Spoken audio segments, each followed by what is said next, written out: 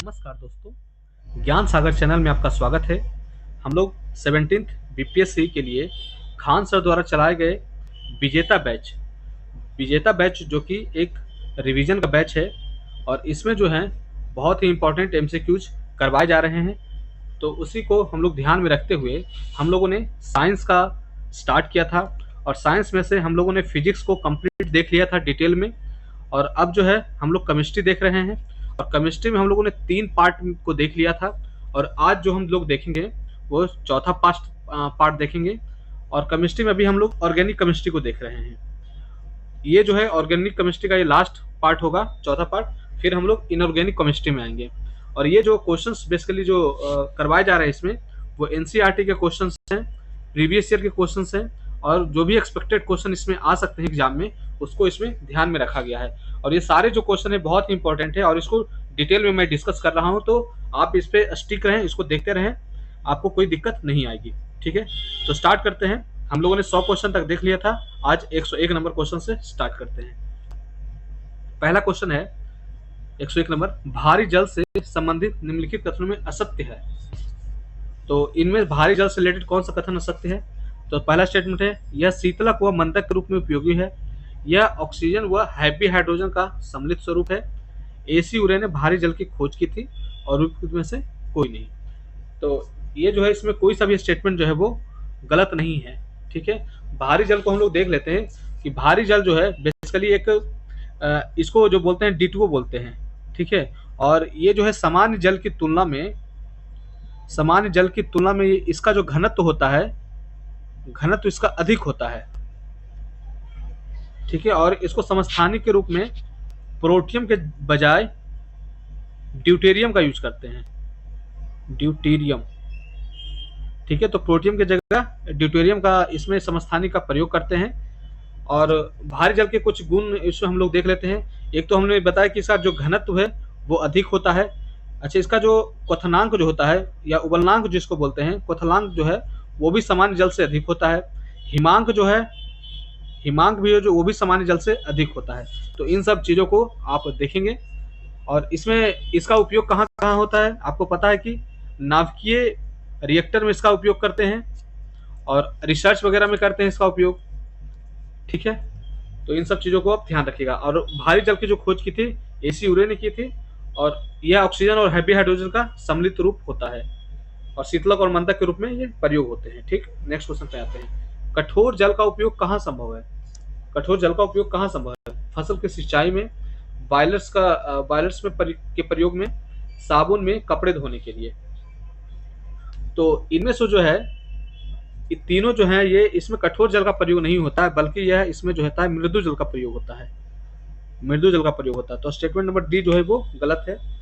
इन तीनों में जो है मृदु जल का प्रयोग होता है। कठोर जल का कैसे बनता है? तो जब वाटर में कैल्शियम और मैग्नीशियम के लवण जब सम्मिलित हो जाते हैं, जब इसमें पाया जाता है, तब उससे कठोरता उत्पन्न करता है। और यह जो है आम उपयोग में, ये जो कठोर जल होते हैं आम उपयोग में यह नहीं आता है क्योंकि यह हानिकारक होते हैं। ठीक है, तो ये सब जो है फसल की सिंचाई, बॉयलर्स और साबुन के कपड़े धोने के लिए मृदु जल यानी सॉफ्ट वाटर का यूज करते हैं। और सबसे शुद्ध मृदु जल जो होता है वो वर्षा का जल कहा जाता है। वर्षा का जल को सबसे शुद्ध मृदु जल बोला जाता है। ठीक है, तो इन सब चीज़ों को ध्यान रखिएगा। बॉयलर्स में अगर इसका कठोर जल का उपयोग करेंगे ना, तो वो उसमें घनत्व अधिक होती है, तो मशीनों को खराब कर देता है। ठीक है, नेक्स्ट क्वेश्चन पे आते हैं। पानी का शुद्धतम रूप है, तो वही मैंने बताया वर्षा जल जो है वो पानी का शुद्धतम रूप है और इसका जो पीएच वैल्यू होता है 7 होता है। ठीक, नेक्स्ट क्वेश्चन पे आते हैं। समुद्री जल को शुद्ध पेयजल में बदलने की प्रक्रिया को क्या कहते हैं? तो समुद्री जल को शुद्ध पेयजल में प्रक्रिया को बोलते हैं बेसिकली उत्क्रम परासरण यानी रिवर्स ऑस्मोसिस। रिवर्स ऑस्मोसिस, और यही जो है रिवर्स ऑस्मोसिस को ही आरओ कहा जाता है, जो कि आम घरों में जो है ये आरओ लगाया जाता है। ठीक है, नेक्स्ट क्वेश्चन पे आते हैं। कौन सा कथन गलत है? ये बेसिकली क्वेश्चन क्या था पूरा मैं लिख देता हूँ। क्वेश्चन, पानी को साफ करने के लिए इनमें से कौन सा कथन जो है वो गलत है? पानी को साफ करने में जो है कौन सा स्टेटमेंट वो गलत है। तो फिटकरी गंदे पानी को अपोहन विधि द्वारा साफ करती है, तो बिल्कुल सही है। फिटकरी आप किसी गंदे पानी में डालेंगे तो फिटकरी साफ हो जाती है, तो इसको अपोहन मतलब इसको डायलिसिस प्रोसेस कहते हैं। Dialysis dialysis method dialysis method द्वारा जो है फिटकरी जो है गंदे पानी को साफ कर देता है।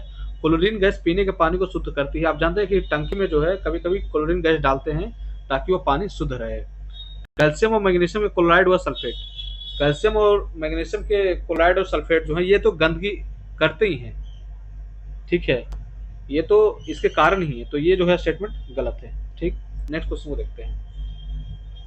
निम्नलिखित कथनों में से असत्य कथन को पूछ रहा है कि कौन सा इसमें असत्य है। कोयले की खानों से मीथेन गैस निकलती है। हम जानते हैं कि कोयले खान से, क्योंकि जीवाश्म ईंधन है तो वो मीथेन गैस निकलेगी, प्राकृतिक गैस है। लिग्नाइट को भूरा कोयला कहा जाता है, ये भी सही है। कोयला के 4 प्रकार होते हैं, एंथ्रासाइट, बिटुमिनस, लिग्नाइट और पीट कोयला। ठीक है, तो ये होता है बिटुमिनस कोयला सर्वोत्तम किस्म का कोयला है। बिटुमिनस सबसे सर्वोत्तम नहीं होता बल्कि एंथ्रासाइट होता है। एंथ्रासाइट जो है वो कोयला का सर्वोत्तम रूप है, तो स्टेटमेंट नंबर जो है सी गलत है। नेक्स्ट क्वेश्चन को देखते हैं। कौन कार्बन का सबसे शुद्धतम रूप है। तो इनमें से देखना है कौन कार्बन का शुद्धतम रूप है। कोयला, कोक, कोलतार और उपयुक्त में से कोई नहीं। तो ऑप्शन के हिसाब से देखा जाए तो कोक जो है बेसिकली है सबसे शुद्धतम रूप है, सबसे शुद्धतम रूप है। ठीक है, ऑप्शन के हिसाब से। और वैसे देखा जाए तो कार्बन का सबसे शुद्धतम रूप क्या है, तो हीरा जो है वो कार्बन का सबसे शुद्धतम रूप होता है, और इनमें से जो है कोक सबसे शुद्धतम रूप है। नेक्स्ट क्वेश्चन पे आते हैं 108। कोयले का निर्माण होता है, तो कोयले का निर्माण कैसे होता है कि जानते हैं बहुत सालों से जब पेड़ पौधे दबे रहते हैं तो उसकी वजह से कोयले का निर्माण होता है, तो ये ऑप्शन जो है ये सही हो जाएगा। नेक्स्ट क्वेश्चन में देखते हैं। सबसे उच्च और सबसे निम्न कोटि का कोयला सही अनुक्रम है। तो सबसे मैंने बताया था कि सबसे उच्च कोटि का कोयला जो होता है एंथ्रासाइट होता है, एंथ्रासाइट। फिर होता है बिटुमिनस, फिर लिग्नाइट, फिर पीट कोयला। तो सबसे बढ़िया होता है एंथ्रासाइट और फिर पीट कोयला सबसे लास्ट में, तो ए नंबर इसका आंसर हो जाएगा। नेक्स्ट क्वेश्चन पे आते हैं। कौन मंद दहन प्रक्रिया का उदाहरण है। मंद दहन का प्रक्रिया का उदाहरण है, तो स्लो कंबंशन प्रोसेस बोल रहा है बेसिकली, स्लो कंबंशन प्रोसेस। तो लकड़ी का जलना, जीवधारियों में श्वसन क्रिया, माचिस का जलना, उपयुक्त में से एक से अधिक, उपयुक्त में से कोई नहीं। तो जीवधारियों में श्वसन की जो क्रिया है वो मंद दहन क्रिया है। ये जो है जीवधारियों में श्वसन क्रिया जो है वो मंद दहन प्रक्रिया है। आप जानते हैं कि श्वसन क्रिया में क्या कैसे वर्क करता है, तो यह जो है बेसिकली ग्लूकोज जो है, ग्लूकोज को तोड़कर एटीपी में कन्वर्ट करता है। ठीक है,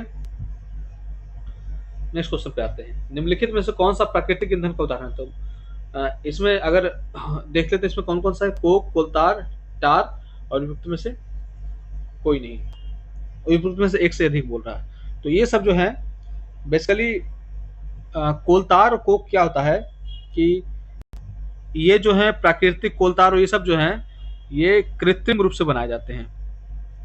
ठीक है, जब कोयले की अनुपस्थिति में कोयले को वायु की अनुपस्थिति में वायु की अनुपस्थिति में गर्म किया जाता है तो जो काला द्रव प्राप्त होता है उसको बोलते हैं कोलतार।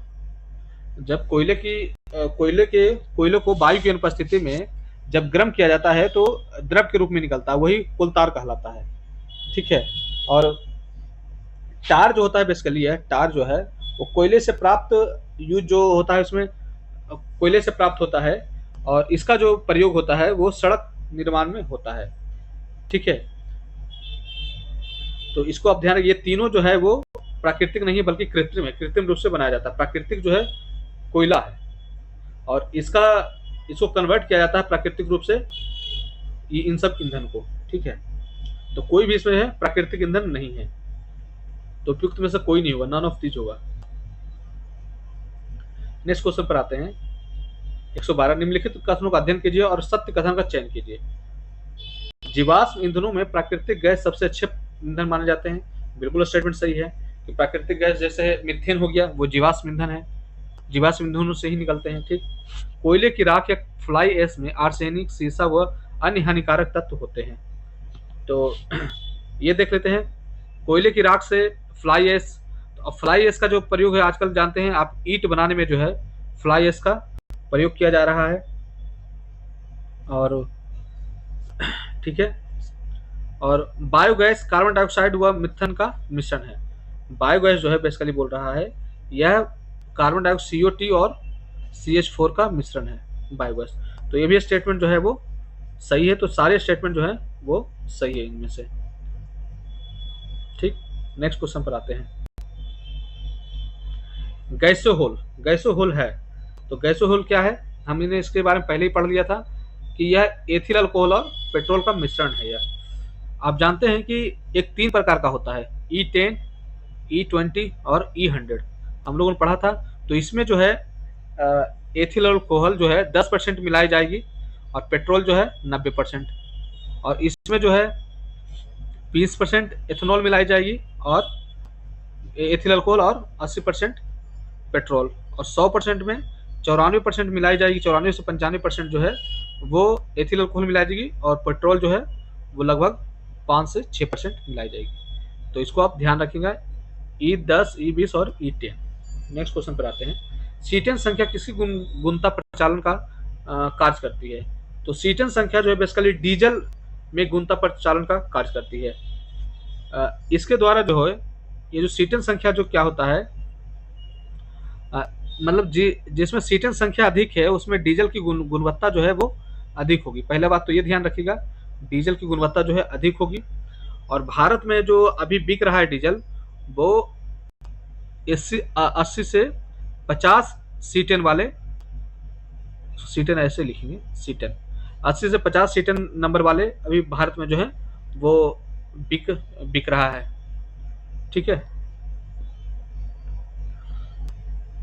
और इसके द्वारा जो है किसी भी फ्यूल के इग्निशन में उत्पन्न देरी को मापा जाता है। तो इसको भी आप देख सकते हैं। नेक्स्ट क्वेश्चन पर आते हैं। ऑक्टेन संख्या किसके लिए गुणता प्रचालन का कार्य करता है। तो हमने देखा सीटेन जो था वो डीजल के लिए था, है ना। सीटेन जो था डीजल के लिए था, और ऑक्टेन संख्या जो है यह किसके लिए होता है, तो यह जो है ये इन तीनों के लिए होता है, गैसोलीन, पेट्रोल और प्राकृतिक गैस। वास्तव में यह जो ऑक्टेन संख्या जो होता है ना, एंटी नॉकिंग वैल्यू को मापता है। एंटी नॉकिंग वैल्यू, इसका मेजरमेंट यह करता है ऑक्टेन संख्या। और जितना अगर जिसमें ऑक्टेन संख्या की मतलब अधिक होगी वो अच्छा पेट्रोल कहा जाएगा। पेट्रोल भी उसकी क्वालिटी अच्छी होगी तभी ऑक्टेन संख्या अधिक है। नेक्स्ट क्वेश्चन पढ़ते हैं 116। सभी जैव यौगिक का अनिवार्य मूल तत्व क्या है। तो अनिवार्य मूल तत्व जानते हैं कि कार्बन है। वैसे तो ये तीनों ही होते हैं लेकिन आयोग जो है वो कार्बन ही मानता है, लेकिन अनिवार्य जो बोलता है, मतलब अनिवार्य जो है वो मैंडेटरी है, वो कार्बन है। ठीक है, नेक्स्ट क्वेश्चन को देखते हैं। निम्नलिखित कथनों का अध्ययन कीजिए और असत्य कथन का चयन कीजिए। एथेनॉल का उपयोग टिंचर, आयोडीन और कफ सिरप बनाने में होता है। फिनॉल और फॉर्मल्डिहाइड्स के से बेकलाइट बनता है, हम लोगों ने पहले ही देख लिया था, जो ऊष्मा का और विद्युत का कुचालक होता है। ठीक है, नेक्स्ट क्वेश्चन है। खाद्य प्रयोजक के रूप में सोडियम बेंजोएट, वनस्पति तेल, साधारण नमक आदि का प्रयोग होते हैं। इसके साथ साथ आप मिला लिए चीनी का भी इसमें प्रयोग किया जाता है खाद्य परिरक्षण के लिए। तो ये तीनों ही जो स्टेटमेंट है वो सही है। ठीक है, तो असत्य पूछा तो इसमें इनमें से कोई भी असत्य नहीं है। टिंचर किसको कहा जाता है। टिंचर जो ये दे रखा है टिंचर, तो टिंचर बेसिकली होता है जब अल्कोहल में फल मिलाकर रखते हैं, जब अल्कोहल में फल मिलाकर रखते हैं उसे टिंचर कहा जाता है। ठीक है, नेक्स्ट क्वेश्चन को देखते हैं। निम्नलिखित में से कौन सा उदाहरण संश्लेषित तंतु का नहीं है। संश्लेषित तंतु का नहीं है तो पॉलिएस्टर, नायलॉन, रेशम। संश्लेषित तंतु का नहीं मतलब कौन सा प्राकृतिक है, तो प्राकृतिक रूप से इसमें रेशम ही है। पॉलिएस्टर और नायलॉन को तो कृत्रिम रूप से बनाया जाता है। ठीक है, तो रेशम इसका आंसर हो जाएगा। नेक्स्ट क्वेश्चन को देखते हैं 119। कौन सा युग्म एजोरंजक यानी एजोडाइज के लिए सही है।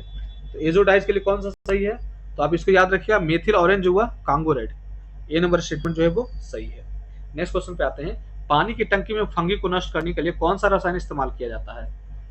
तो इसमें बेसिकली जो है कॉपर सल्फेट का इस्तेमाल किया जाता है। कॉपर सल्फेट का इसमें इस्तेमाल किया जाता है। इसमें एंटी फंगल एंटी बैक्टीरियल यह होता है। कॉपर सल्फेट जो है CuSO4, ये एंटी फंगल होता है और एंटी बैक्टीरियल होता है। ठीक है, नेक्स्ट क्वेश्चन पर आते हैं। अंगोरा ऊन किससे प्राप्त होता है? तो हम लोगों ने इसको पहले देखा था। अंगोरा ऊन जो है बेसिकली खरगोश से प्राप्त होता है, और ये बकरी से, अंगोरा बकरी से मोहियर मोहियर ऊन प्राप्त होता है, और भेड़ से ये जो वर्ल्ड में है जो सबसे फेमस भेड़ का जो ब्रीड है उसमें है मेरिनो मोरिनो मोरिनो और लिंक, ये जो है फेमस भेड़ है। और भारत की जो प्रसिद्ध भेड़ें हैं जिनसे ऊन निकाली जाती है वो, उसकी नस्ल का नाम है लोही और नाली। इससे जो है भारतीय ब्रीड है, इससे जो है ऊन ज्यादा उत्पादित होती है। ठीक, नेक्स्ट क्वेश्चन को देखते हैं। वाटर गैस जानते हैं CO+H2, ए नंबर इसका आंसर हो जाएगा। प्रोड्यूसर गैस हो गया CO+N2। नेक्स्ट क्वेश्चन में आते हैं। एंटीबायोटिक दवा का उदाहरण है, तो इनमें से कौन सा जो है एंटीबायोटिक दवा का उदाहरण है? तो पेनिसिलिन जो है वो एंटीबायोटिक दवा का उदाहरण है। और ये जो एंटीबायोटिक जो होता है यह वायरस पर इफेक्ट नहीं करता है, वायरस पर यह प्रभावी नहीं होता। ठीक है, और ये अगर एंटीबायोटिक का अधिक यूज किया जाए तो सुपर बग की संभावना हो जाती है। मतलब कि है कोई और जब एंटीबायोटिक खाएंगे उसके लेवल से कम का तो वो काम नहीं करेगा, तो सुपर बग बन जाता है। और एंटीबायोटिक का ज्यादा यूज करने से कोशिका भित्ति भी नष्ट होने लगती है। ठीक है, अब नेक्स्ट क्वेश्चन देखते हैं 124। एक हाइड्रोकार्बन जिसमें कार्बन के परमाणु द्विबंध जुड़े हो कहलाता है?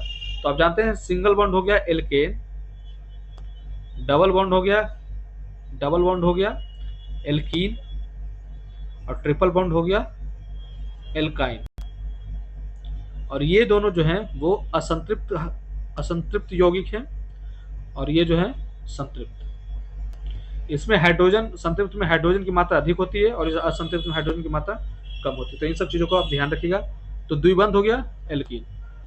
नेक्स्ट क्वेश्चन पर आते हैं। सोडा वाटर की बोतल खोलने पर निकलती है, तो आप जानते हैं कार्बन डाइऑक्साइड निकलती है सोडा वाटर में।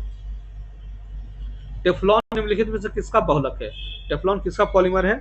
तो टेफ्लॉन जो है बेसिकली यह क्या होता है टेफ्लॉन, ये नॉन स्टिक बर्तन में इसका प्रयोग करते हैं, नॉन स्टिक बर्तन में प्रयोग करते हैं। और इसका जो है, इसका फॉर्मूला क्या है? CF2 यानी टेट्राफ्लोरोएथिलीन। तो टेट्राफ्लोरोएथिलीन कहाँ है? ए नंबर इसका आंसर हो जाएगा। ठीक है, नेक्स्ट क्वेश्चन पर आते हैं। बैकेलाइट निम्नलिखित में किसकी संघनता में बनता है? तो फिनॉल और फॉर्मल्डिहाइड हम लोगों ने कितनी बार देख लिया है, ये प्रीवियस ईयर का भी क्वेश्चन है। नेक्स्ट क्वेश्चन को देखते हैं। कौन सा तत्व सभी कार्बनिक यौगिक में मिलता है? तो ये भी हम लोगों ने देख लिया, कार्बन जो है सभी कार्बनिक यौगिक तत्व में मिलता है। सिगरेट के लाइटर में कौन सा गैस होता है? तो ब्यूटेन होता है, ये तो सबको पता है। शक्कर के किण्वन से क्या बनता है? तो हम लोग को, आपको याद होगा कि शुगर को यानी C6H12O6 को ईस्ट या IC को बोलते हैं, ये एक प्रकार का कवक होता है। ठीक है, और इससे क्रिया करवाते हैं तो एथाइल अल्कोहल या एथिल अल्कोहल बोलते हैं, और प्लस कार्बन डाइऑक्साइड उत्सर्जित होता है। तो शक्कर के किण्वन से क्या बनता है? Ethyl alcohol. तो ए नंबर जो है वो सही हो जाएगा।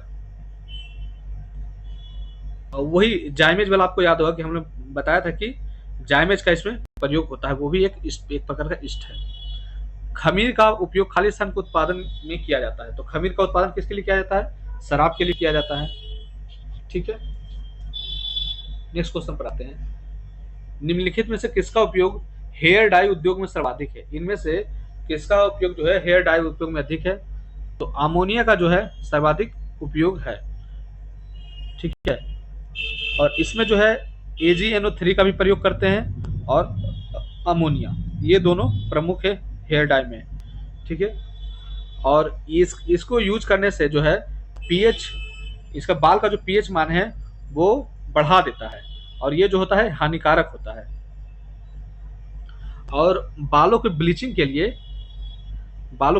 लिए H2O2 यानी हाइड्रोजन पर ऑक्साइड का प्रयोग करते हैं। और बालों की सेटिंग के लिए हम लोग पूछता है कि बालों की सेटिंग में किस प्रकार के तत्व का प्रयोग ज्यादा होता है? तो सल्फर सल्फर का जो है प्रयोग ज़्यादा होता है, ठीक है। और सल्फर का प्रयोग डैंड्रफ कंट्रोल करने में भी होता है, डैंड्रफ। तो इन सबको भी आप ध्यान रख सकते हैं। नेक्स्ट क्वेश्चन पे आते हैं। 133 है, निम्नलिखित कथनों का अध्ययन कीजिए और सत्य कथन का चयन कीजिए। लेड एसिटेट का प्रयोग डार्क सेड डाई में किया जाता है, जो कि एक प्रकार का न्यूरोलॉजिकल व एनीमिया जैसी समस्या उत्पन्न करता है। पैराफेनिल लेनिनाडाइमीन डार्क वाला डाई का मुख्य अवयव है। पैराबीन का उपयोग कई हेयर केयर प्रोडक्ट में किया जाता है, जिससे स्किन एलर्जी उत्पन्न होती है। तो ये बेसिकली जो दे रखा है सारा इन्फॉर्मेशन दे रखा है, ठीक है। तो स्टेटमेंट सारा ही है जो सही है। नेक्स्ट क्वेश्चन पर आते हैं। वाटर कांच या सोडा कांच जिससे बोतल और खिड़की के शीशे आदि बनाए जाते हैं का रासायनिक संगठन है। तो इसके बारे में हम लोगों ने पहले चर्चा कर लिया था। तो ये जो है सोडियम और कैल्शियम कार्बोनेट तथा सिलिका से बना होता है, और यही जो है बेसिकली फ्लिंट कांच है, फ्लिंट कांच। और सॉरी, ये तो ये हो गया ना वाटर कांच, ओहो, ये हो गया वाटर कांच, ये हो गया वाटर कांच या फिर सोडा कांच। और पोटेशियम कार्बोनेट और लेड सिलिकेट से है, ये जो बनाता है ये फ्लिंट कांच बनता है, इससे फ्लिंट कांच। और सीरियम ऑक्साइड और सिलिका से क्रुक्स कांच। और क्रुक्स कांच का उपयोग कहाँ करते हैं? धूप छांव के चश्मे में, धूप छांव के चश्मे में, ठीक। नेक्स्ट क्वेश्चन पर आते हैं। कांच का सर्वश्रेष्ठ रूप। तो कांच का सबसे सर्वश्रेष्ठ रूप क्या होता है? हम लोगों ने पढ़ा था, जो सबसे उच्च क्वालिटी की जो कांच होती है वो जेना कांच होती है, और इसका उपयोग किस में करते हैं? लेबोरेटरी के उपकरण बनाने में, ठीक है। और इसका ये बनता कैसे है? तो जिंक प्लस बेरियम, इसको आप ध्यान रख सकते हैं, zinc plus barium borosilicate, borosilicate, zinc plus bohrium, zinc plus bohrium borosilicate से, ठीक है। नेक्स्ट क्वेश्चन पर आते हैं। कौन सा कांच सिल्वर आयोडाइड की उपस्थिति में के कारण धूप में गहरे रंग का और कम रोशनी में अपने मूल रंग का हो जाता है? तो फोटोक्रोमेटिक कांच जो है धूप में वो काला हो जाता है। तो ये स्टेटमेंट जो है ये जो ऑप्शन है ये सही हो जाएगा। नेक्स्ट क्वेश्चन पर आते हैं। प्रिज्म, माइक्रोस्कोप, लेंस आदि में किस कांच का प्रयोग किया जाता है? तो हम लोगों ने ये सब जो पढ़ चुके हैं कि माइक्रोस्कोप जो है पायरेक्स, सॉरी, प्रिज्म, माइक्रोस्कोप और लेंस जो है फ्लिंट कांच में होता है प्रयोग। ए नंबर इसका आंसर हो जाएगा। पावर के चश्मे का लेंस बनाने के लिए किसमें? क्राउन कांच, हम लोगों ने देखा था। क्राउन कांच का प्रयोग जो है पावर के चश्मे के लेंस बनाने में किया जाता है। 139 पे आते हैं। अच्छे साबुन की विशेषता कौन सा नहीं है? तो अच्छे साबुन की विशेषता नहीं है, इसमें 10% से अधिक नमी नहीं होनी चाहिए। तो ये जो है स्टेटमेंट सही है। और अच्छे साबुन जो होता है मृदु जल में झाग उत्पन्न करते हैं, मृदु और कठोर जल के साथ अच्छी तरह झाग, ये स्टेटमेंट जो है गलत है। अच्छे साबुन जो है कठोर जल में झाग उत्पन्न नहीं करता है। एल्कोहल में पूर्णतः विलय होना चाहिए, सही है। स्वास्थ्य के लिए ज्यादा हानिकारक नहीं होना चाहिए। तो ये स्टेटमेंट नंबर जो है बी वो गलत है। नेक्स्ट क्वेश्चन पर आते हैं। मुलायम साबुन यानी सॉफ्ट में साबुन में होता है, तो क्या होता है इसमें? पोटेशियम। पोटेशियम जो होता है वो मुलायम साबुन में होता है, ये आप ध्यान रखिएगा। और सोडियम में जो होता है हार्ड साबुन में सोडियम का प्रयोग होता है। नेक्स्ट क्वेश्चन पे आते हैं। नहाने का महंगा साबुन मिश्रण है, तो आप जानते हैं हाई फैटी एसिड होना चाहिए और पोटेशियम होना चाहिए। तो उच्च फैटी एसिड और पोटेशियम, ठीक है, ये नंबर सही हो जाएगा। पाश्चराइजेशन प्रक्रिया में दूध को गर्म किया जाता है, तो दूध को कितना गर्म किया जाता है? तो क्वथनांक बिंदु से नीचे तक गर्म किया जाता है। आप जानते हैं कि पाश्चराइजेशन, दूध का जो पाश्चराइजेशन होता है वो या तो 63 सेंटीग्रेड को 30 मिनट तक गर्म करिए और अचानक से ठंडा कर दिए तो पाश्चराइज हो जाएगा, या तो 70 से 72 डिग्री सेंटीग्रेड तक गर्म कीजिए और 15 सेकेंड के बाद इसको ठंडा कर दीजिए। 15 सेकंड तक गर्म करना है, फिर अचानक से ठंडा करना है, तो वह जो है क्वथनांक बिंदु से नीचे होगा, ठीक है। नेक्स्ट है, पाश्चरीकरण की प्रक्रिया कौन सी शीघ्र संभव है? तो इसमें आपको ये याद रखना है, इसको आपको याद रखना पड़ेगा कि पाश्चरीकरण की जो प्रक्रिया है यूएसटी यानी अल्ट्रा हाई तापमान, अल्ट्रा इसका स्पेलिंग है अल्ट्रा हाई टेम्परेचर। तो यूएसटी इसको आपको याद रखना है। इससे जो है बहुत जल्दी ही यह लगभग 130 से 150 डिग्री सेंटीग्रेड तक इसको 1 सेकंड के लिए गर्म करते हैं, मात्र 1 सेकंड के लिए, और इसको फिर अचानक ठंडा कर लेते हैं। नेक्स्ट क्वेश्चन को देखते हैं, पौधे को मुख्य पोषक तत्व प्राप्त करने के लिए कौन सा उर्वरक ज्यादा प्रभावी है? तो आप एनपीके जानते हैं, नाइट्रोजन, पोटेशियम और पोटास। ठीक है, निम्नलिखित में से कौन सा उर्वरक नाइट्रोजनी नहीं है? तो नाइट्रोजनी इसमें से कौन सा नहीं है? तो आप देख सकते हैं कार्बाइड जो है, सॉरी कार्बामाइड जो है, आप जानते हैं तो यही तो यूरिया है, NH2CONH2, तो ये तो यूरिया है, तो इसमें नाइट्रोजन पाया जा रहा है। अमोनियम सल्फेट में भी होता है NH4SO4, तो ये भी, इसमें भी नाइट्रोजन है। कैल्शियम सुपर सल्फेट इसमें नहीं है, CaH2PO4 होल ट्वाइस, तो इसमें जो है नाइट्रोजन की मात्रा नहीं है, तो स्टेटमेंट नंबर सी जो है वो गलत है। नेक्स्ट क्वेश्चन पे आते हैं 146, बासिंग सोडा का रासायनिक नाम क्या है? तो बासिंग सोडा का रासायनिक नाम है सोडियम कार्बोनेट यानी Na2CO3, इसको बासिंग सोडा बोलते हैं। और सोडियम बाइकार्बोनेट इसको खाने का सोडा कहते हैं, इसको सोडियम बाइकार्बोनेट यानी NaHCO3 कहते हैं। ठीक है, तो ये नंबर जो है बासिंग सोडा का हो जाएगा Na2CO3। नेक्स्ट क्वेश्चन पर आते हैं, रासायनिक रूप में साबुन होते हैं, तो हम लोगों ने देखा था कि रासायनिक रूप में फैटी एसिड्स होना चाहिए और पोटेशियम होना चाहिए, ये सब होना चाहिए। तो देख लेते हैं, फैटी अम्लों की लंबी श्रृंखला वाले पोटेशियम साल्ट सही है, फैटी अम्लों वाले श्रृंखला वाले सोडियम साल्ट, तो सोडियम कठोर साबुन के लिए हो गया, पोटेशियम जो है सॉफ्ट साबुन के लिए। इन्हें कठोर जल में उपयोग नहीं किया जा सकता है। तो ये तीनों जो स्टेटमेंट है वो बेसिकली ये मृदु और कठोर दोनों के लिए हो जाएगा, ये मृदु के लिए हो गया, ये कठोर के लिए हो गया, तो स्टेटमेंट नंबर जो है उपयुक्त में से एक सही है। नेक्स्ट क्वेश्चन को देखते हैं 148, निम्नलिखित कथनों का अध्ययन कीजिए तथा सत्य कथन चयन कीजिए। साबुन जैव निम्नीकृत होते हैं, डिटर्जेंट जैव निम्नीकृत होते हैं, डिटर्जेंट व साबुन जल के पृष्ठ तनाव को कम करते हैं। तो ये सारे स्टेटमेंट जो है वो सही है, साबुन जैव निम्नीकृत होते हैं, जबकि डिटर्जेंट जो होते हैं वो जैव निम्नीकृत नहीं होते हैं, और डिटर्जेंट और साबुन जो है पृष्ठ तनाव को कम कर देता है, तो स्टेटमेंट नंबर डी जो है सही है। अब आज का लास्ट क्वेश्चन है, क्रुक्स कांच जिसमें सीरियम ऑक्साइड व सिलिका मिली है का सर्वाधिक प्रयोग है। तो हम लोगों ने देखा था क्रुक्स कांच का जो प्रयोग है बेसिकली आंखों के लेंस बनाने में इस प्रयोग करते हैं, तो या नेत्र दोष के लेंस व गॉगल के लेंस बनाने में प्रयोग करते हैं, तो स्टेटमेंट नंबर ए जो है वो सही हो जाएगा। तो धन्यवाद दोस्तों, आप इसी तरह बने रहिए, धन्यवाद।